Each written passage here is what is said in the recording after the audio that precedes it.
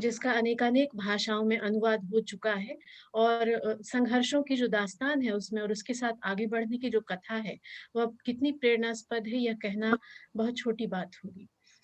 कुछ अन्य रचनाएँ दाखिले की शक, अम्बेडकर, गांधी और दलित पत्रकारिता, मीडिया उत्तर आधुनिक अस्पृश्यता के दौर में, स्त्री विमर्श और पहली दलित शिक्षिका, हिंदी पत्रकारिता में दलित उबाच, भरोसी की बहन, सर कवि हृदय भी हैं। कविता संग्रह है क्रौंच हूँ मैं, इस तरह से नई फसल, दलित दखल, अन्याय कोई परंपरा नहीं है सूची बंधुओं, सर के लेखन की सूची बहुत लंबी है। साथ ही आपके आलेख और स्तंभ नियमित रूप से हिंदी जगत के जाने-माने पत्रों में, दैनिक पत्रों में प्रकाशित होती रहती हैं। आपने शैक्षणिक यात्राएँ अनेकानेक देशों की हैं, जिनमें कनाडा, यूके, सूरीनाम एवं हॉलैंड आदि प्रमुख हैं। आपकी रचनाएँ अनेक विश्वविद्यालयों के पाठ्यक्रमों में भी संलग्न हैं और उन पर विपुल शोध कार्य भी हो चुका है। इसके साथ जिन पत्रिकाओं को एज़ स्टूडेंट्स हम पढ़कर बड़े हुए हैं, हंस, कथा देश, पक्षधर, बयान, अपेक्षा, इन पत्रिकाओं में आपकी बहुत सारी कहानियाँ, बहुत सारी रचनाएँ प्रकाश में आ चुकी हैं।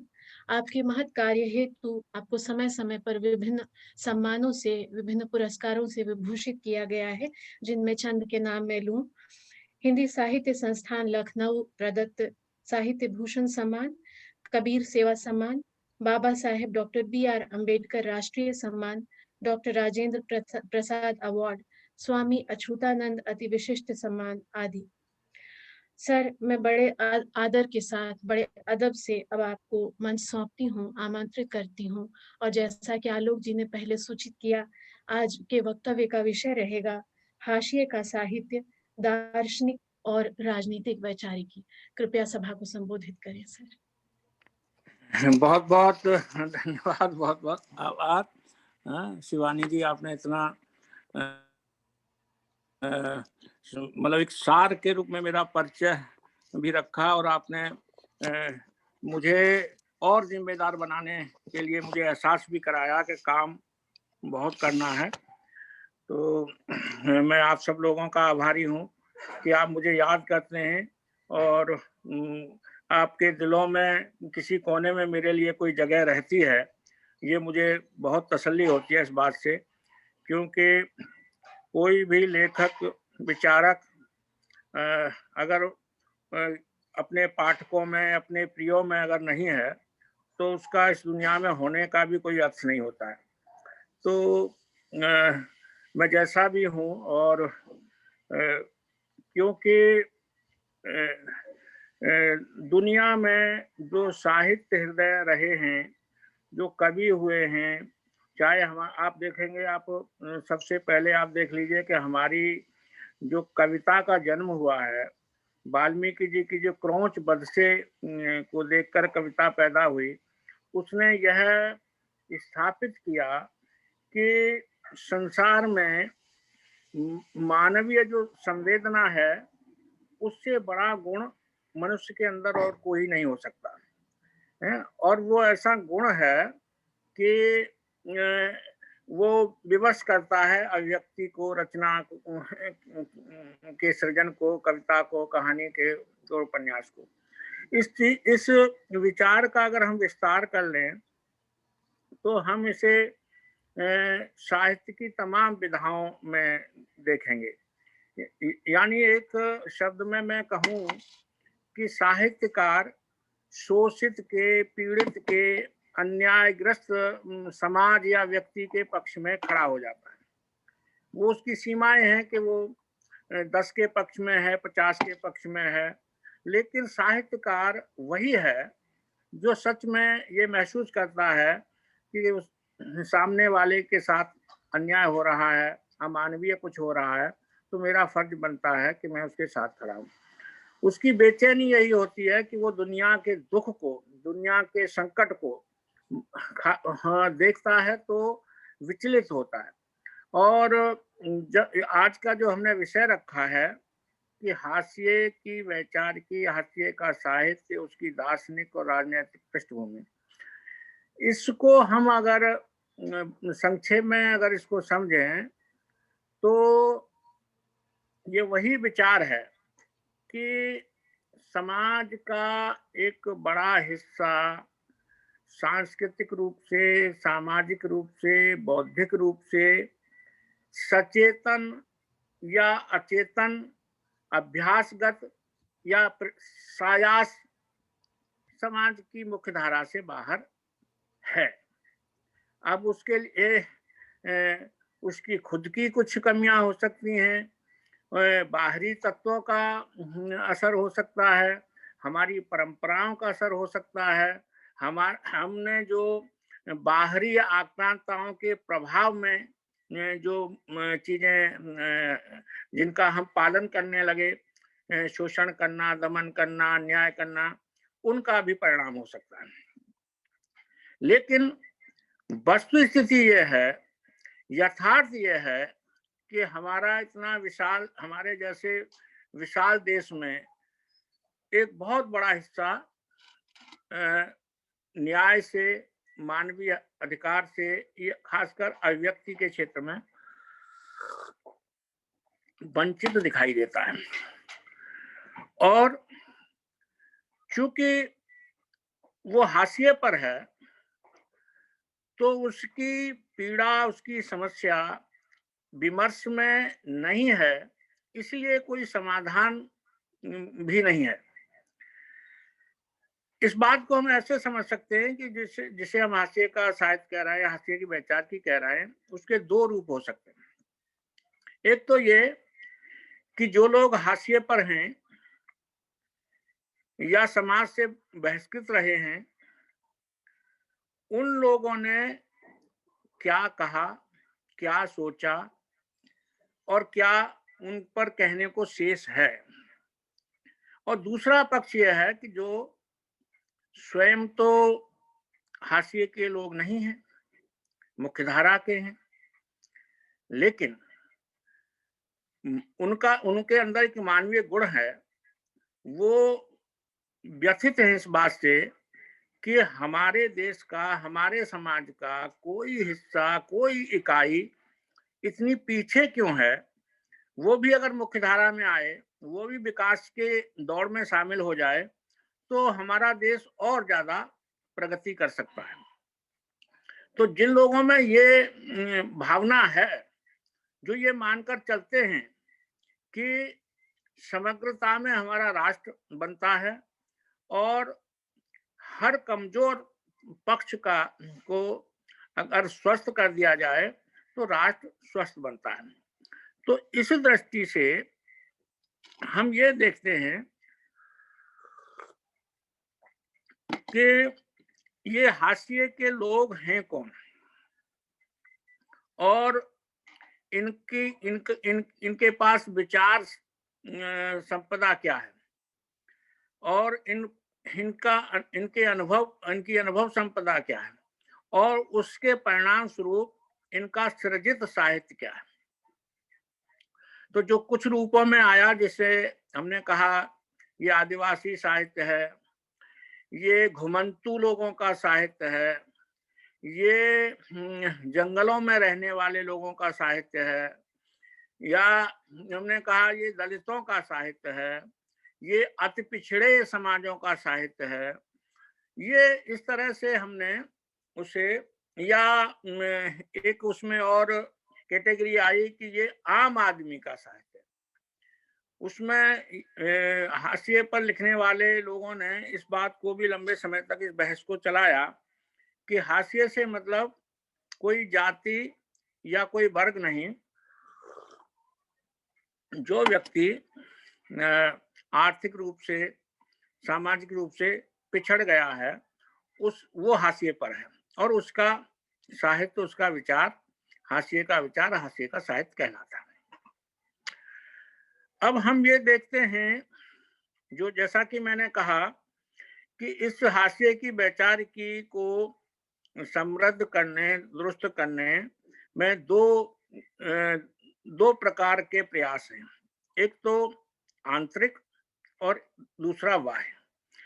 आंतरिक यह है कि वो खुद की छटपटाहट क्या है, उन हाशिए पर जो हैं लोग, वो उनकी स्वयं की पृष्ठभूमि क्या है, वो कहाँ से प्रेरणा लेते हैं, अगर वो जागे हैं या वो मुख्य धारा का दरवाजा खटखटा रहे हैं या उसे तोड़ देना चाह रहे हैं, उसमें घुस आना चाह रहे हैं, उद्वेलित हैं वो वैचारिक स्तर पर, तो उनमें ये ऊर्जा, उनमें ये चेतना, उनमें ये शक्ति कौन भर रहा है, कहाँ से आ रही है, उनका आत्मविश्वास कैसे प्रबल हो रहा है।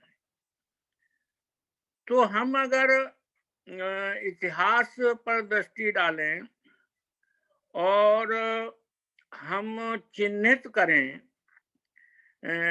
विचारधाराओं को और उनको आगे ले जाने वाले हमारे नायकों को, तो हम पाते हैं कि आदिवासियों में भी कई नायक आए।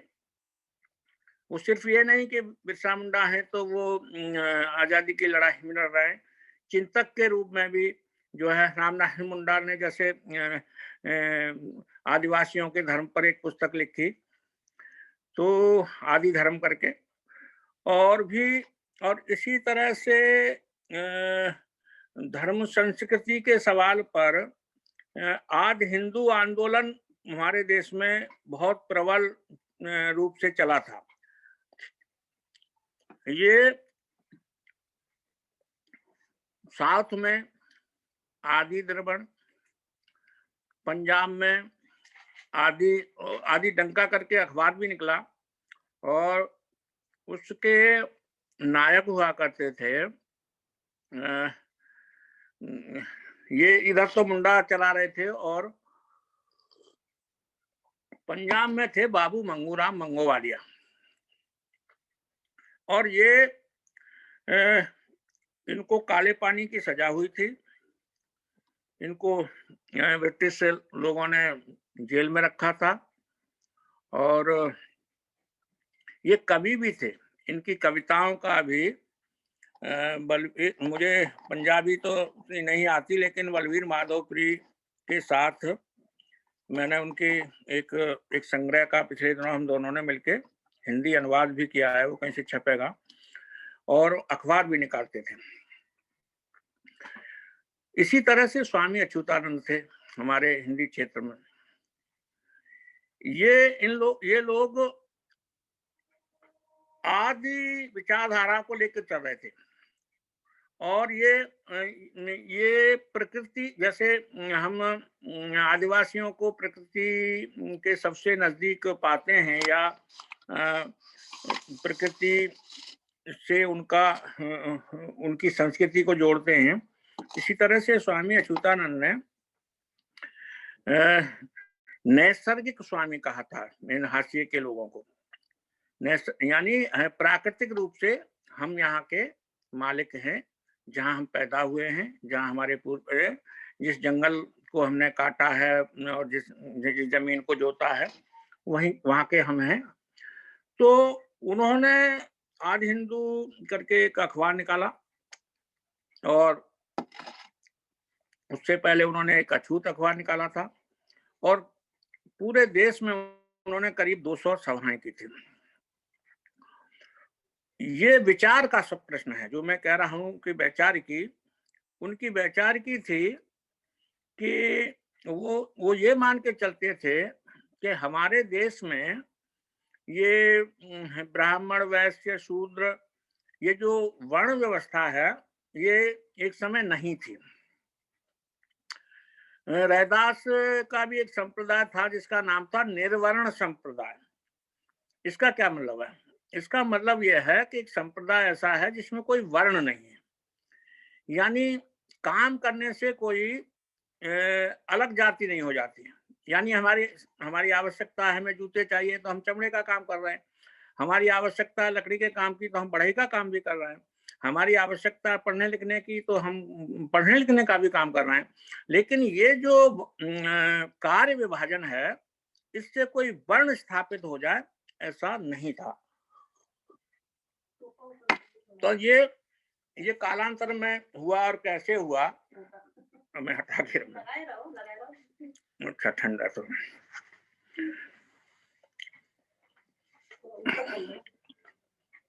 तो इस तरह से ये विचार विचार आंदोलन चलता रहा और जब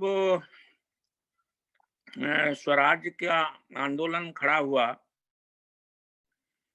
और हाशिए के समाजों ने भी ये बात कहनी शुरू की कि हमारे लिए भी स्वराज होना चाहिए, और उनके नायकों में अलग-अलग से लोग आए। इधर से स्वामी अच्युतानंद थे, मंगूराम पंजाब से थे, और साउथ से भी कई नायक आए थे जिन्होंने शिक्षा के सवाल पर लेकर काम किया। आदिवासियों में से भी कई नायक, जयपाल हुंडा वगैरह निकल के आए थे। तो ये सारे नायक जो थे, ये इस बात को पर जोर दे रहे थे कि हमारी जो संस्कृति है, हमारा जो विचार है और हमारा जो धर्म है, वो बाहर से आया हुआ नहीं है, किसी का हमने किसी से लिया नहीं है, और हम इस देश से ही हम ये हमारी ये भारतीयता है, हम इस देश से ही हमारी संस्कृति पैदा हुई है, इसी जमीन से हमारा विचार पैदा हुआ है। तो इस मूल आधार को लेकर आगे जो रचनाएं लिखी गई, उनमें कविताएं सबसे अधिक आई, और उन कवियों में दलितों की तो लगभग 100-150 कवि ऐसे हैं जो अभी एकदम उन पर पर्दा पड़ा हुआ है, वो उनकी चर्चा ही नहीं हुई है। आदिवासियों में बहुत देर में लिखित साहित्य आया, हालांकि उनके अंदर उनकी अपनी जो लिपियां हैं, अपनी जो भाषाएं हैं, उनके माध्यम से बातचीत तो हो रही थी, लेकिन लिपिबद्ध होकर कोई बड़े दस्तावेज बनकर आए, इसका अभाव था। अब चूंकि ये जो आजादी का आंदोलन खड़ा हो गया, और ये लंबा चला, ये तो 1857 से तो हम कहते ही हैं, 100 साल का नहीं, बल्कि ब्रिटिश लोग 200 साल रहे, और मैं ये समझता हूँ कि उनके 50 साल के बाद ही ये असंतोष हमारे देश में शुरू हो गया था कि अंग्रेज राज जो है वो हमारे देश का शोषण कर रहा है। भारतेंदु की कविताओं में ये चीज आप देखते ही हैं कि ये धन विदेश चले जाए, यही दुख भारी जो बात वो कहते हैं, तो वो इस बात पर जोर देते हैं कि हमारे देश की जो संपदा है, उस पर ब्रिटिश लोगों ने कब्जा किया।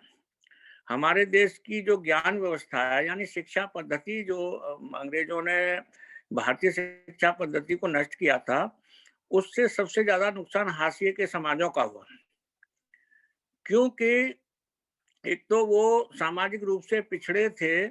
तो ब्रिटिश राज में जो शिक्षा संस्थान बने, या ब्रिटिश राज में जो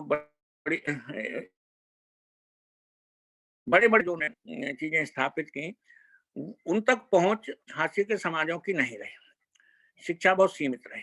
और इसका परिणाम आप इस रूप में भी देख सकते हैं कि ये जो सूरीनाम में हमारे लोग गए, मॉरिशस में जो हमारे देश के गिरमिटिया गए, और कई देशों में गए, हॉलैंड वगैरह में जो हमारे लोग गए, वो इस अंग्रेजी राज का और अंग्रेजी राज से भी पहले इतने टूट चुके थे, क्योंकि शिक्षा नहीं मिलने से, रोजगार नहीं मिलने से, भारतीय कृषि में उत्पादन उस समय बहुत कम होता था। उन सबके परिणाम स्वरूप समाज का बड़ा हिस्सा हाशिए का ही समाज बन गया, यानी भारत की बड़ी आबादी हाशिए की आबादी हो गई। वो मुख्य धारा जिसे जिसे हम नारिक नागरिक अधिकार कहते हैं, आप समझिए रोटी, रोजी, कपड़ा, मकान जो बुनियादी सुविधाएँ होती हैं, वो भी 50% लोगों को हासिल नहीं थी। तो इसका मतलब क्या हुआ? इसका मतलब ये हुआ कि भारत का बहुसंख्य समाज हाशिए का समाज बन गया था। अब उसमें जैसा कि मैंने वैचारिकी की बात कही, उसमें कई तरह के विचार आए। कुछ विचार तो ऐसे थे जो जिसमें पश्चिमी सुधारकों ने को ही महत्व मिला और उसमें से भी कुछ लोग सांस्कृतिक कार्यक्रम करने लगे या सुधार की बात करने लगे। हैं? अब जैसे कांग्रेस की स्थापना कर दी अंग्रेजों ने महिलाओं और आप देखेंगे कि वो बेचैन शर्मा उग्र की किताब है अपनी खबर और उसके पहले उन्होंने बुधवा की बेटी एक किताब लिखी थी उपन्यास। उसमें वो ये बात बताते हैं कि उस जमाने में अंग्रेज महिलाएं जो थी वो भारतीय महिलाओं को नृत्य और गायन ये सिखाने के लिए बुलाया करती थी। तो इसका क्या मतलब है? इसका मतलब ये है कि वो स्त्रियों को सांस्कृतिक रूप से जागरूक कर रही थी या काम कर रही थी, सुधार का काम कर रही थी, उसे हम सकारात्मक रूप से ले सकते हैं। अब भारत की आजादी के आंदोलन के जो अंदर के अंतर्द्वंद खड़े हुए, जिसमें ज्योतिबा फुले ने अंबेडकर के आने के 100 साल पहले जो आंदोलन खड़ा कर दिया और जिस चीज को चिन्हित किया उन्होंने वो था कि भाई स्त्रियों की जो शिक्षा है भारत में वो उसके अभाव में हमारा समाज सबसे अधिक पिछड़ रहा है और स्त्रियां अगर शिक्षित नहीं होंगी तो आजादी का कोई मतलब नहीं होगा।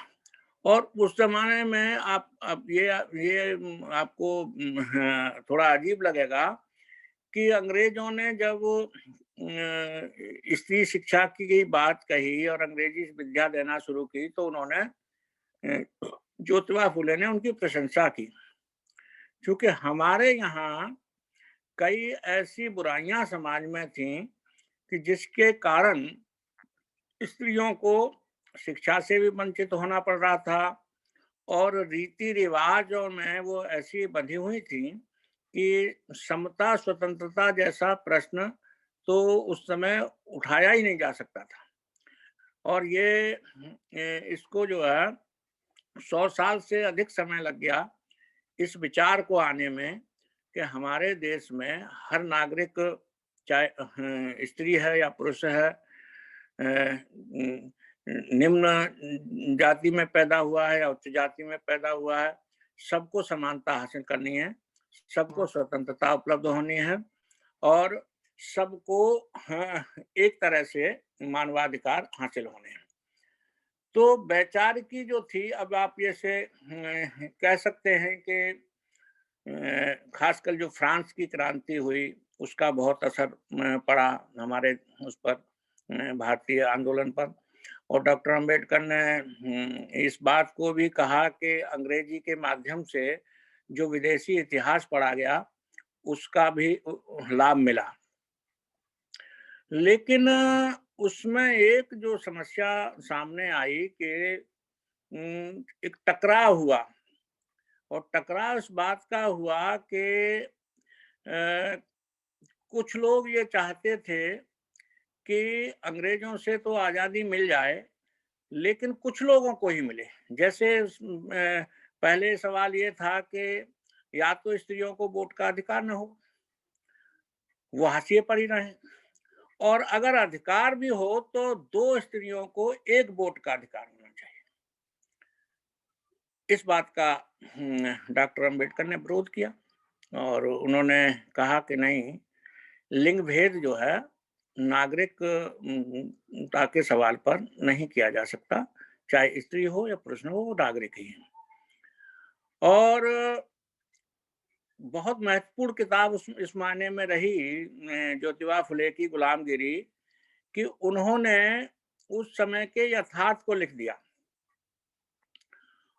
और जो सत्यशोधक आंदोलन उन्होंने चलाया, उससे उन्होंने हमारी जो कट्टर प्रवृत्तियां थीं, स्त्रियों के विरोध की, शिक्षा के विरोध की या जाति भेद की, उनसे अ, उनसे टकराव पैदा हुआ और खुद ब्राह्मण समाज से उन्होंने नए बच्चे निकाल लिए और खुद उस समाज से कि जिस जो प्रमुखता से विरोध करता था, उन्हीं के अंदर उन्होंने एक ऐसा तबका, एक ऐसा समूह पैदा कर दिया, जो ये मानने लगा कि हमें आत्मविश्लेषण की ज़रूरत है और हम अगर इन बुराइयों से नहीं लड़ेंगे, तो हमारा समाज आगे नहीं बढ़ेगा, जिन्हें समाज की चिंता हुई।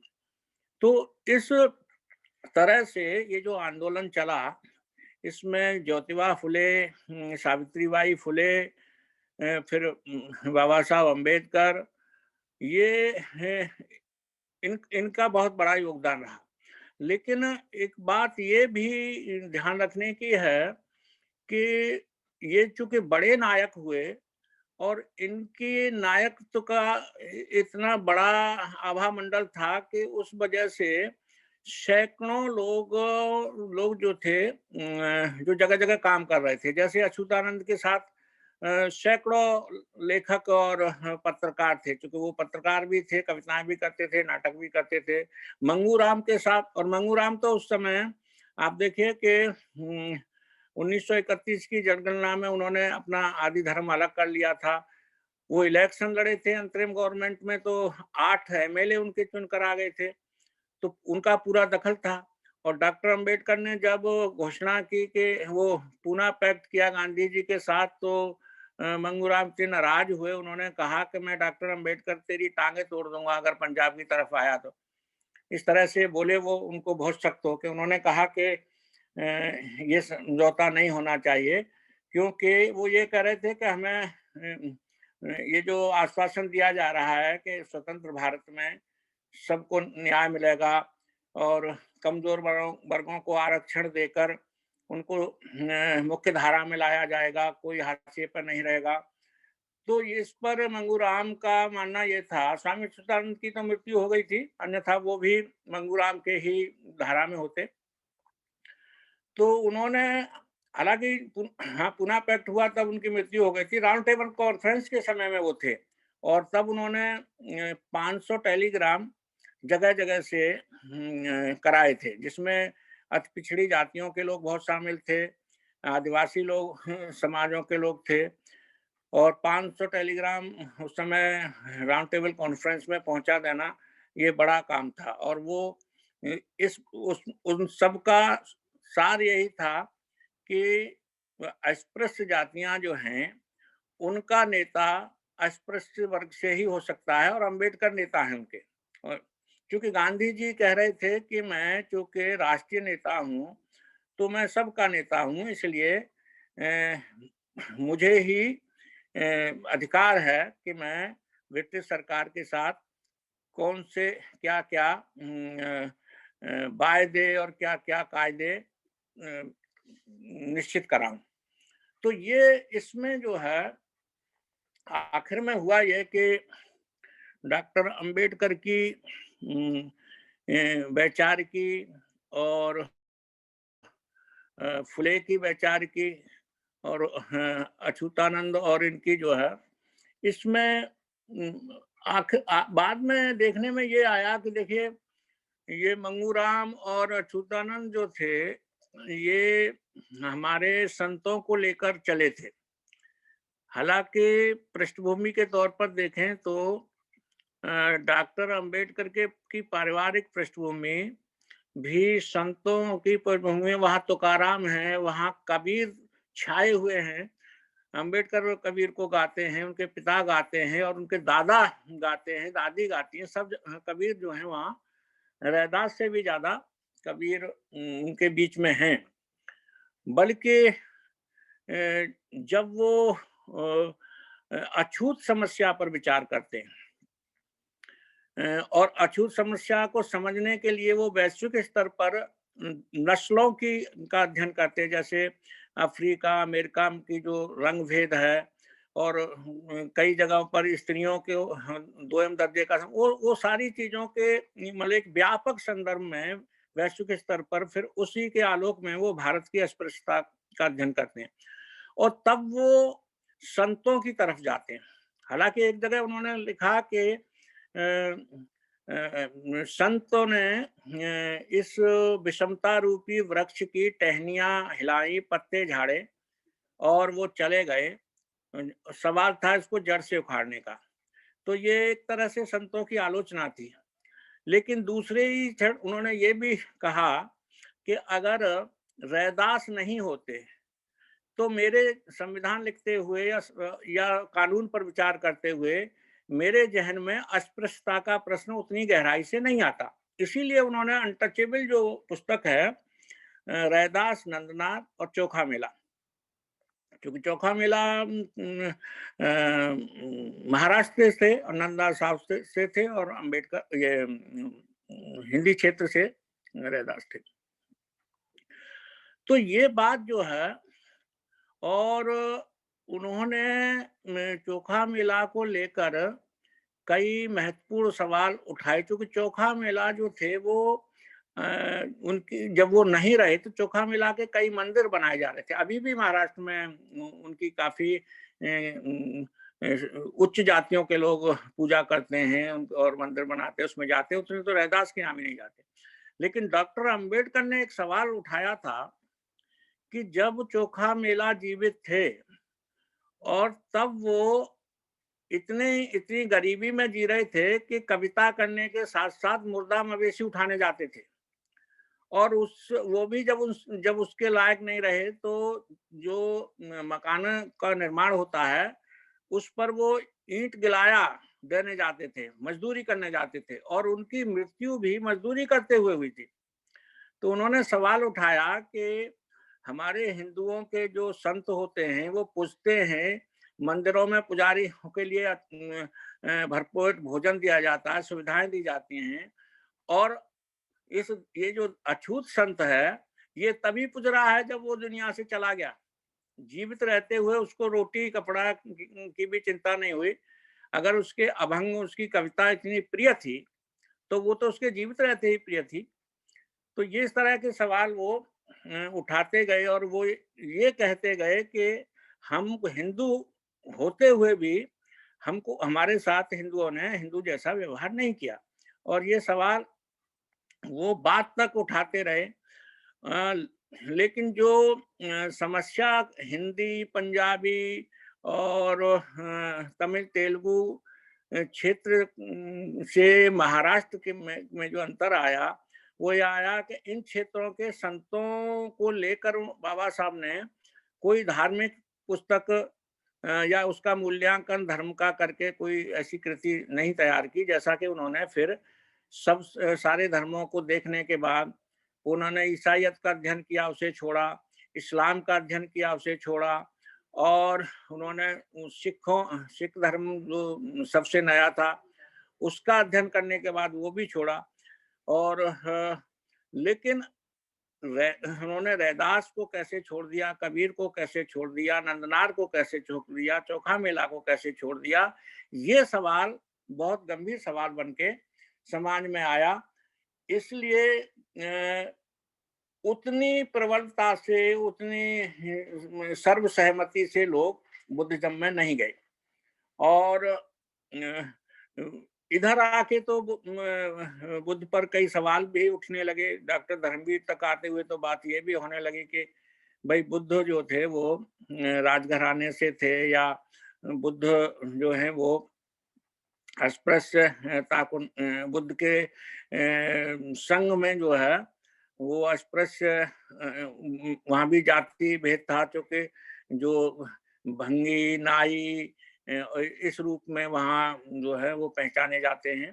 तो इसका मतलब और राहुल ने दर्शन दिग्दर्शन नामक पुस्तक में एक बड़ा प्रश्न लिखा है जो हमारे जहन में हमेशा टकराता है।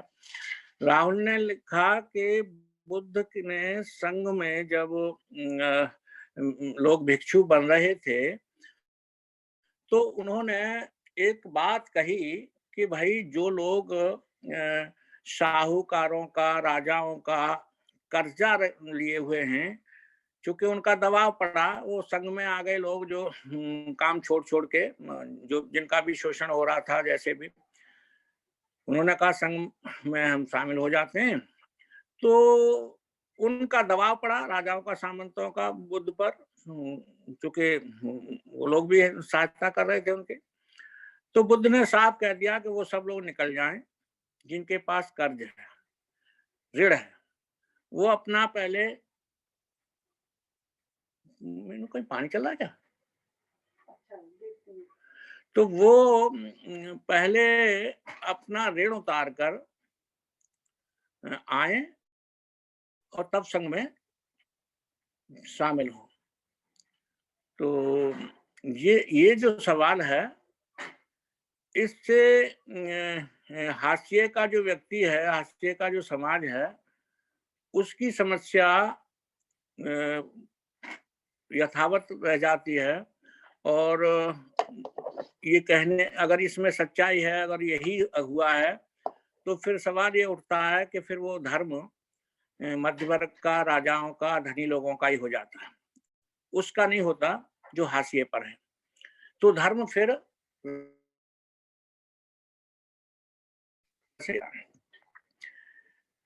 अब इस वैचारिकी के विकास क्रम में डॉक्टर अंबेडकर, मुझको जो लगता है, या हमारे समय के, कि उन्होंने ये सोचा होगा कि हिंदू धर्म की जो कट्टरता है, या जो अस्पृश्यता की विकरालता है, उसको वो दूर नहीं होती दिखाई दे रही।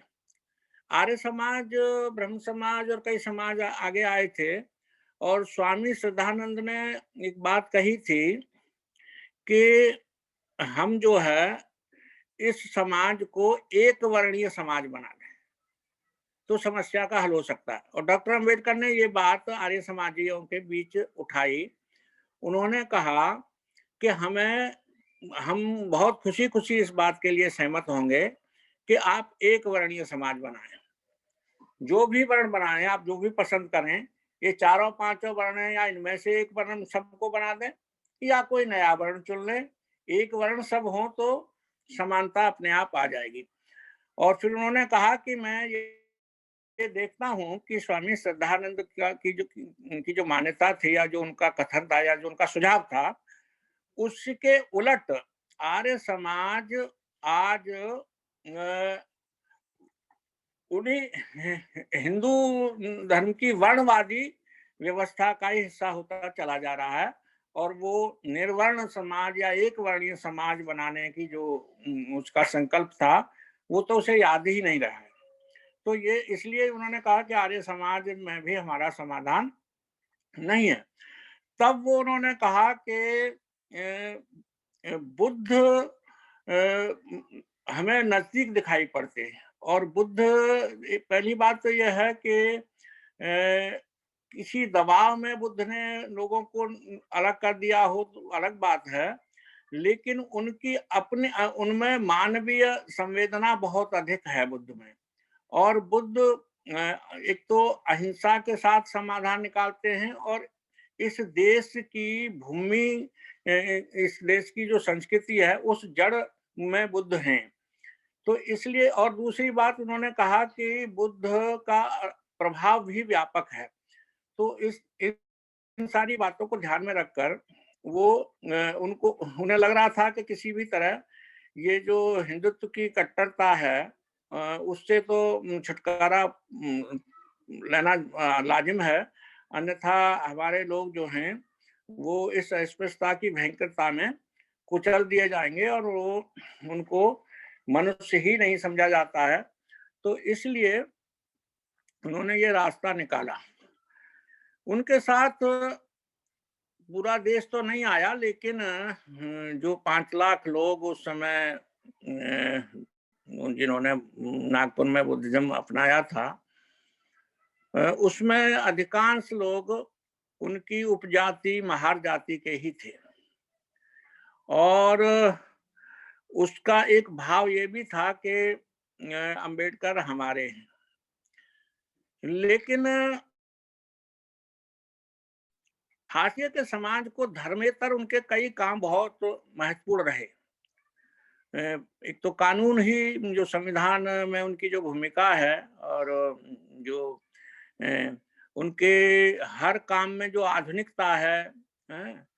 समानता का जो भाव है, उसके लिए जो उन्होंने काम किया, उस उससे जो है ये जिसे हम दलित कहते हैं या आदिवासी कहते हैं या ये सब हाशिए पर ही थे। तो इन सब को मुख्य धारा की ओर बढ़ने का एक रास्ता मिलता है ना। तो इस तरह इस दृष्टि से जो है ये आंदोलन और इस वैचारिकी में जैसा कि मैंने कहा, देखिए संतों एक संत परंपरा के जिसे हम संत मत भी कहते हैं, एक तो संत मत था और दूसरा ये जो हाँ जो जो हमें एक सवाल इसमें रह गया, हम करें कि राजनीतिक जो दृष्टि थी उस पर हमने अभी बात नहीं किया और मैं संक्षेप में उसे राजनीतिक दृष्टि वाली बात में कहने के बाद ही मुझे समय शायद मेरा पूरा होने वाला होगा, तो मैं ये आपको और थोड़ा सा रखना चाहूंगा। वो इसलिए है कि देखिए भारत की आज़ादी राजनीतिक स्तर पर तय हो रही थी। ये जो है ब्रिटिश लोग जा रहे थे, तो किस किस तरह से नया भारत बनेगा, किसके हाथ में वो कमान सौंप के जा रहे हैं और नए भारत की राजनीतिक रूपरेखा क्या है। तो चूंकि डॉक्टर अंबेडकर का अध्ययन विशाल था और उन्होंने तमाम देशों की राजनीतिक व्यवस्थाओं को ठीक से पढ़ा था और जो पढ़ लेता है, अतीत को समझ लेता है, उसमें भविष्य को समझने की भी क्षमता बढ़ जाती है। तीर जितना पीछे से जाता है उतना ही आगे भी पहुंचता है। तो जिसके पास इतिहास का बोध होता है उसी के पास नए इतिहास रचने का हुनर भी होता है। तो इसलिए वो उस अतीत को समझते हुए भविष्य दूर तक भविष्य देख रहे थे। तो इसीलिए उन्होंने राजनीतिक स्तर पर जो प्रतिनिधित्व की बात कही है, पहले तो बात ये उठी थी, देखो 1920 में तो ये थी कि जातिवार जो है प्रतिनिधित्व दिया जाए, लेकिन जातियां तो इतनी हैं इस देश में कि उनको कैसे इकाई बनाया जाए, किस किस को बनाया, वो एक समस्या रही। फिर समूह समुदाय वर्ग उसका जो है प्रतिनिधित्व की बात हुई। तो इस तरह से जो है नागरिक अधिकार और संसद में रिजर्वेशन, संसदीय रिजर्वेशन की बात हुई। तो उम्मीद ये रख, हालांकि डॉक्टर अंबेडकर तो ये चाहते थे कि जो उनका सेपरेट इलेक्टेड की जो मांग थी उनकी, उसमें यह था कि दलितों का, आदिवासियों का प्रतिनिधि ये खुद ही चुने और गैर दलित का उसमें हस्तक्षेप ना हो। लेकिन इसके खिलाफ गांधी जी अड़ गए। तो अंबेडकर ने बेमन से ये समझौता किया, क्योंकि ये सारा देश जानता है कि गांधी इस हद तक पहुंचे थे कि लगता था कि गांधी जी अब जिंदा नहीं रहेंगे और फिर डॉक्टर अंबेडकर इस कलंक को सह नहीं सकते थे। तो इन हालातों में जो भी समझौता हुआ, अब आज तक आप देख रहे हैं कि संसद में, विधानसभा में दलितों, आदिवासियों के प्रतिनिधि जाते हैं और वे जिन दलों से संबंधित होते हैं वे उन्हीं दलों के बंधुआ बनकर रह जाते हैं और जिस हाशिए के समाज से वो आते हैं उसका सही में प्रतिनिधित्व वो नहीं कर पाते। ये असंतोष आज दिखाई पड़ता है। तो इसलिए कई कई बार कई लोगों की तरफ से ये मांग भी उठती है कि संसदीय आरक्षण तो समाप्त ही कर दिया जाए, क्योंकि उसका कोई औचित्य नहीं बचा है। और फिर कई बार ये होता है कि भाई प्रतिनिधित्व मिल रहा है तो जहां गलत लोग आ रहे हैं, एक रास्ता खुला हुआ है तो अच्छे लोग भी आ जाएंगे। कोई वास्तविक नेता भी आ जाएगा। हालांकि एक ब्रिटिश पत्रकार को इंटरव्यू में डॉक्टर अंबेडकर ने एक बात कही कि भारत में लोकतंत्र जो है, डेमोक्रेसी है, वो नाम मात्र को ही रह जाएगी। तो उसने प्रश्न किया कि ऐसा आप क्यों सोच रहे हैं? तो उन्होंने कहा कि जब अच्छे लोग चुनकर नहीं आएंगे तो देश में अच्छे काम भी नहीं हो पाएंगे।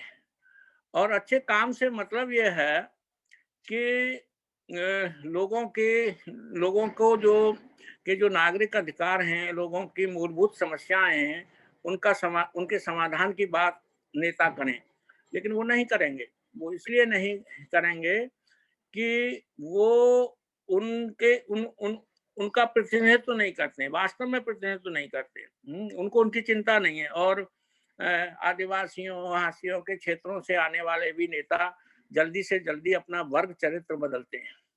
और वो हमेशा ये सीखते हैं कि जो मुख्य धारा के नेता हैं, उसी तरह से हम भी बार-बार सत्ता में आते रहें। और दो तरह का समाज फिर बन जाता है कि एक तो शासित है और शासित में बहुसंख्यक भारत है, और एक शासक वर्ग है। तो वो शासक वर्ग के हिस्सा बन जाते हैं और बाकी समाज शासित वर्ग रह जाता है। इस दृष्टि से ये जो राजनीतिक वैचारिकी है, ये एक संकट का संकेत देती है, एक द्वंद्व का संकेत देती है। और विचारशील व्यक्ति के लिए, साहित्यकार व्यक्ति के लिए, या जो समाज सापेक्ष चिंतन करने वाले व्यक्ति के लिए ये सवाल बेचैन करने वाले सवाल हैं। और इस पर और भी बहुत सारी बात हो सकती है। आपने मुझे आमंत्रित किया चर्चा के लिए, मेरी बात सुनी, और कुछ लोग संतुष्ट हुए होंगे, कुछ असंतुष्ट भी हो सकते हैं, कुछ गलतियां भी हो सकती हैं। और इतनी देर आपके साथ में रहा, बहुत बहुत सर धन्यवाद। अभी तो सवाल जवाब आपके साथ थोड़ी देर अभी और रहेंगे सर। लोगों की बहुत ज्यादा जिज्ञासाएं होंगी। जी, जी, प्रश्न आए हैं तो आपका आभार करूं उससे पूर्व मैं प्रश्न पूछ लेती हूं सर। जी जी। एक प्रश्न है, नाम नहीं लिखा है इन्होंने। डॉक्टर अंबेडकर के पहले महात्मा फुले, चोखा मेला आदि संतों पर बौद्ध धर्म के विचारों का कितना प्रभाव और कैसे पड़ा? मुझे लगता है जी। हाँ, ये बड़ा महत्वपूर्ण सवाल है। और आप ये बात जान के चकित होंगे कि ज्योतिबा फुले के साहित्य को खगाल के देख लीजिए। जितना मैंने देखा है उतने से तो मैं ये कह सकता हूँ दावे के साथ कि वो बुद्ध पर विमर्श नहीं करते। और उस आरंभिक जो रचनाएं हैं उनमें डॉक्टर अंबेडकर भी बुद्ध पर विचार नहीं करते। वो बाद की रचनाओं के बाद में वो चिंतन शुरू करते हैं।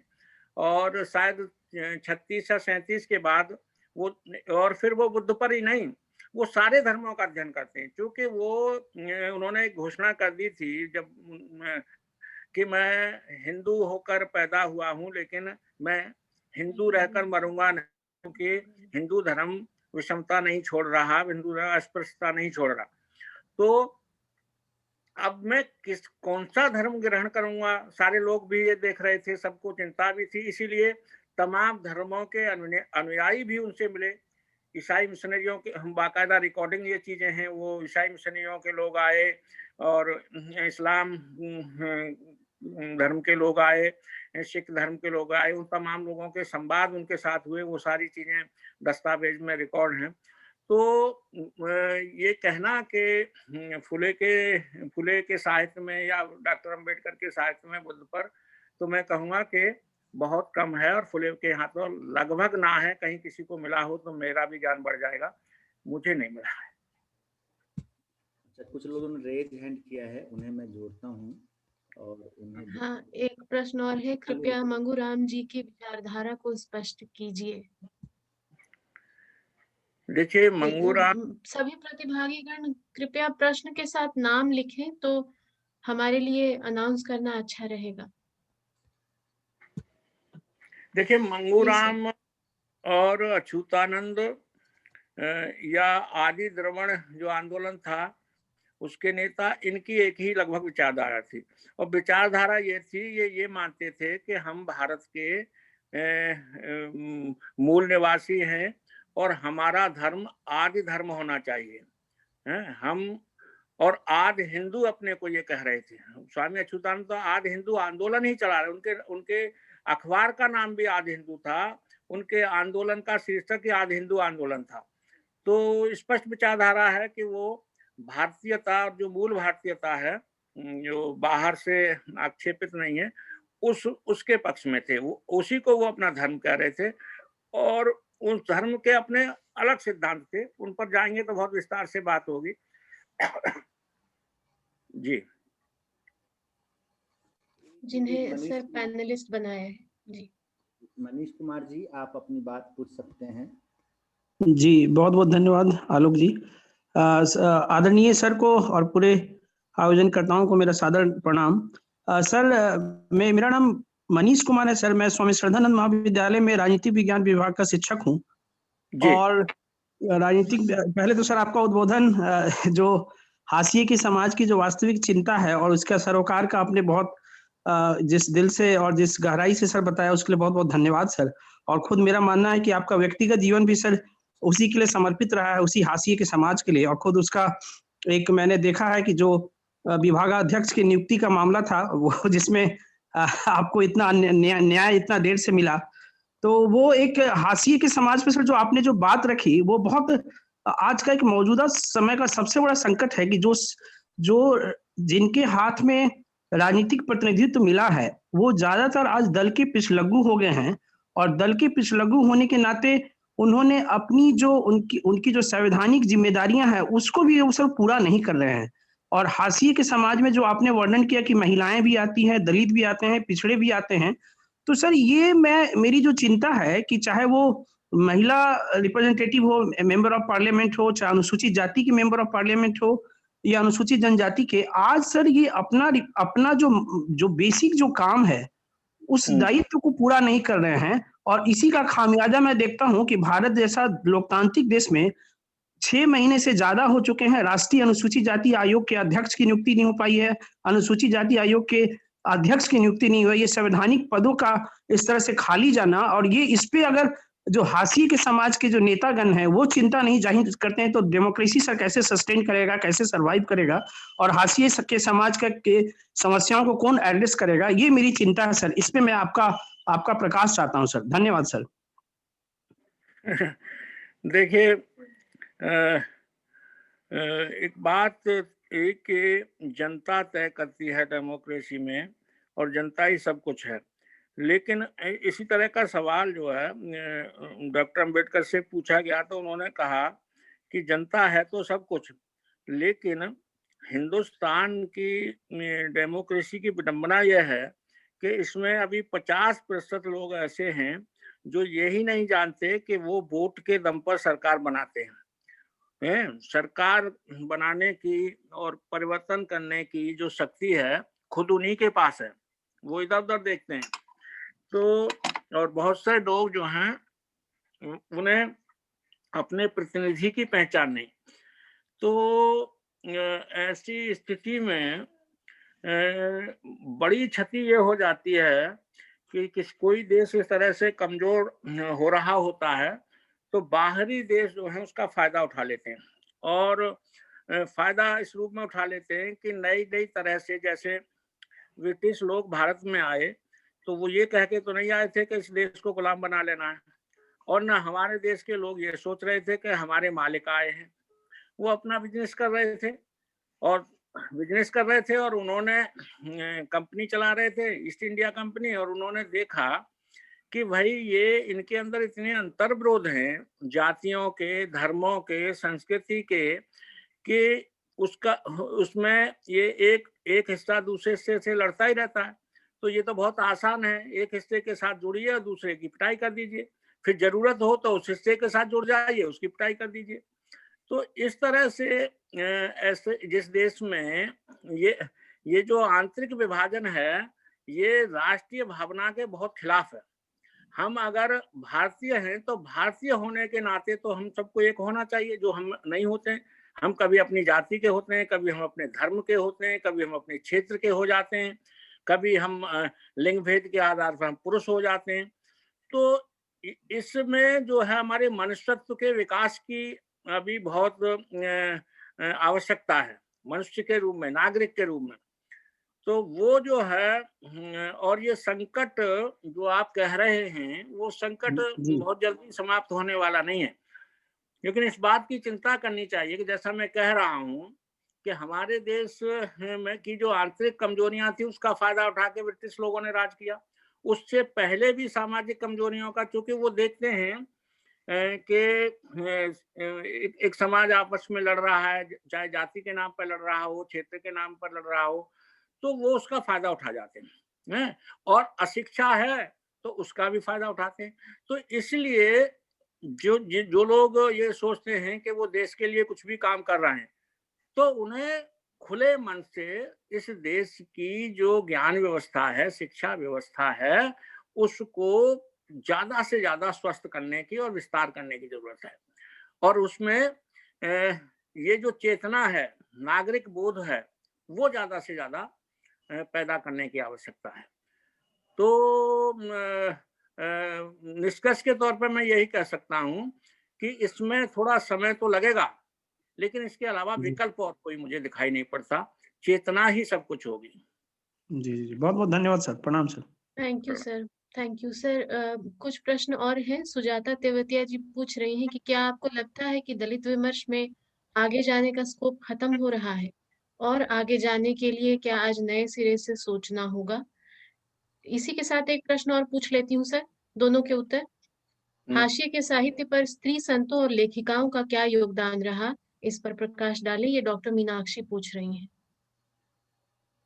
देखिए, ऐसा है कि संतों की दृष्टि तो धार्मिक रही है, और धार्मिक स्त्री का मतलब यह है कि संत ये मानकर चलते हैं कि जो कुछ करेगा ऊपर वाला करेगा, या नियति, आपकी स्थिति नियति पर निर्भर करती है, जो नियति ने तय कर दिया वैसे आप हैं, या आपको अगले जन्म, पूर्व जन्म के परिणाम आप भुगत रहे हैं, और या आप जो है अगर आप कुछ करेंगे तो उसका फल अगले जन्म में पाएंगे।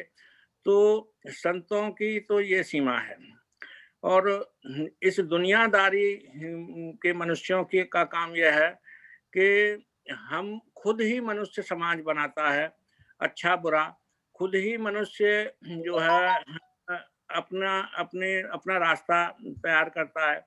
और स्त्रियों की जहाँ तक बात है, मैं ये मान के नहीं चलता कि स्त्रियां कुछ अलग से करें। स्त्री पुरुष दोनों ही समाज के लिए काम करते हैं, लेकिन खुद वो इस स्थिति में हो कि वो ज्यादा कर पाए। जैसे मैं आपको कहूं कि एक लंबे समय तक स्त्री शिक्षा से ही वंचित रही, तो वो क्या समाज को योगदान करती।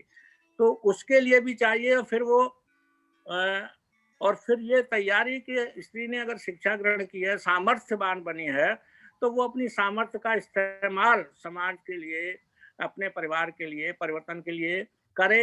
ये एक चेतना की बात है। नहीं तो बहुत बड़ा हिस्सा जो है स्त्रियों का अपने ज्ञान का उपयोग न करने में भी लगा रहता है।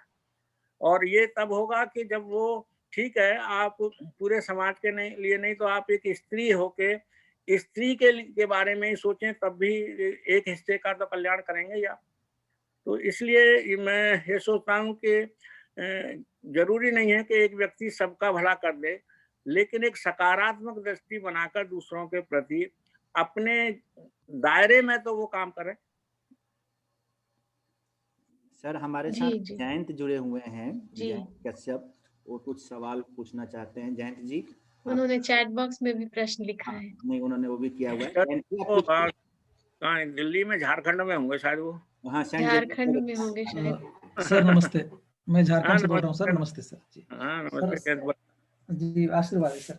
सर सवाल बहुत सीधा है। अंबेडकर जी के दार्शनिक पक्ष को समझने के लिए कुछ महत्वपूर्ण पुस्तकों की सूची अगर आप सुझाते हैं तो देखो, मैं अध्ययन हाथ करते में हूँ कि अंबेडकर पर पुस्तकें बहुत लिखी गई, और खैर मुंडे ने मराठी में बहुत काम किया, वसंत बून की ने जो उनकी जीवनी लिखी है वो बहुत महत्वपूर्ण है, लेकिन बहुत जरूरी है कि खुद डॉक्टर अंबेडकर की जो पुस्तकें हैं और भारत सरकार ने वो सस्ती भी 12-14 खंड तो उपलब्ध हैं और सभी भाषाओं में है, हिंदी में भी है, पंजाबी में भी है, मराठी में भी है, अंग्रेजी में तो सबसे पहले जब भारत मिला था बाबा साहब को तो महाराष्ट्र गवर्नमेंट ने वो सारे छाप दिए थे। तो उसमें से कुछ प्रमुख पुस्तकें जरूर लेनी चाहिए, जैसे स्टेट एंड माइनॉरिटीज। ये पुस्तक आप पढ़ लेंगे तो आपको ये समझ में आ जाएगा कि संविधान में जो समता की बात आई है या मूल अधिकारों की बात आई है, वो उसकी बातें जो हैं उसके आधार या अनटचेबिलिटी के खिलाफ जो एक्ट बना है, वो सारी चीजें वहाँ आपको मिल जाएंगी। क्योंकि 1942 में डॉक्टर अंबेडकर ने ये बात कही थी, वहाँ एक ये 3 दिन की एक कॉन्फ्रेंस हुई थी नागपुर में जुलाई में 22-23, मेरे पास उसकी रिपोर्ट है। वो ये कह रहे थे कि मुझे ये कतई अंदाजा नहीं था और है कि मुझे संविधान बनाने जैसा अवसर दिया जाएगा। मैं देख ये रहा हूँ कि कौन संविधान बनाएगा, और संविधान बनाएगा तो ये जो कमजोर वर्ग हैं, स्त्रियां हैं, दलित हैं, आदिवासी हैं, इनकी कोई बात करेगा या नहीं करेगा। अगर इनके साथ न्याय नहीं होगा तो मैं प्रति संविधान एक जवाबी संविधान बनाकर तैयार रखूंगा, ये उनका कहना था। तो वो प्रतिबिंबित होता है उनका वो विचार स्टेट एंड माइनॉरिटीज में। और वैसे तो बहुत सारी किताबें उनकी हैं, उनकी थीसिस पढ़नी चाहिए, जिनको अर्थशास्त्र में रुचि है, वो बहुत महत्वपूर्ण थीसिस है। अपने अमित सेन ने तो ये बात ही कही कि अगर डॉक्टर अंबेडकर ने गरीबी के प्रश्न को या रुपए की समस्या को अगर उसमें नहीं रखा होता और वो थीसिस नहीं लिखी होती तो मुझे नोबेल प्राइज नहीं मिलता। उन्होंने कही वहीं से सीखा, मैं वहीं से